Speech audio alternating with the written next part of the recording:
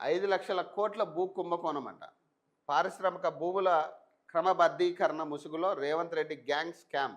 9,292 ఎకరాలను అతి తక్కువ ధరకు కట్టబెట్టే రియల్ ఎస్టేట్ చేసే ప్రయత్నం.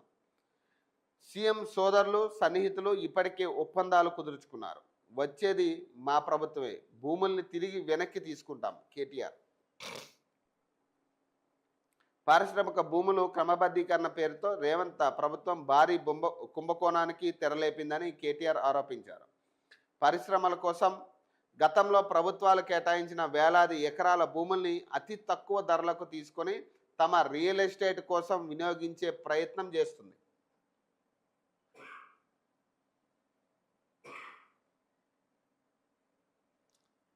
తద్వారా రేవంత్ రెడ్డి అండ్ గ్యాంగ్ 5,00,000 కోట్ల భూ కుంభకోణానికి పాల్పడుతుందని తెలిపారు. శుక్రవారం తెలంగాణ భవన్లో కేటీఆర్ మీడియాతో మాట్లాడారు. కాంగ్రెస్ ప్రభుత్వం కొత్తగా తెచ్చిన Hyderabad industrial lands transformation policy ప్రజా ప్రయోజన పాలసీ కాదని, దేశంలోనే అతిపెద్ద భూ కుంభకోణమని ఆరోపించారు. పారిశ్రామిక భూములు క్రమబద్ధీకరణ ముసుగులో సీఎం రేవంత్ రెడ్డి తన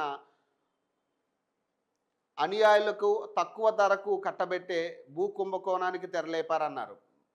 బాలానగర్, అలాగే జీడిమెట్ల, సనత్ నగర్, ఆజామాబాద్ సహా హైదరాబాద్లోని కీలకమైన పారిశ్రామిక క్లస్టర్లో ఉన్న 9,292 ఎకరాల విలువైన భూమిని క్రమబద్ధీకరించడానికి ఈ పాలసీ ద్వారా ప్రయత్నిస్తున్నారని తెలిపారు. ఈ భూముల మార్కెట్ విలువ ప్రస్తుతం 40 కోట్లు నుంచి 50 కోట్ల వరకు ఉందని, దీన్ని మొత్తం విలువ 4,00,000 కోట్ల నుంచి 5,00,000 కోట్ల మధ్య ఉంటుందని పేర్కొన్నారు. కానీ రేవంత్ రెడ్డి సర్కార్ ఈ భూములను ప్రభుత్వ విలువలో కేవలం 30% అప్పగించాలని చూస్తుందని ధ్వజమెత్తారు. బీఆర్ఎస్ ప్రభుత్వం ఆజామాబాద్ పరిశ్రమల భూములను క్రమబద్ధీకరించినప్పుడు ఎస్ఆర్ఓ రేట్ల కంటే 100% నుంచి 200% అధికంగా వసూలు చేసేలా చట్టం చేసిందని కేటీఆర్ తెలిపారు. మార్కెట్ ధరలు అలాగే ఎస్ఆర్ఓ విలువ కంటే 4-5 రెట్లు ఎక్కువగా ఉన్నాయని, అలాంటిది కాంగ్రెస్ సర్కార్ కనీసం ఎస్ఆర్ఓను కూడా పూర్తిగా వసూలు చేయలేదని పేర్కొన్నారు. ఎవరికి లాభం చేకూర్చడానికి ఈ పని చేస్తున్నారని ప్రశ్నించారు.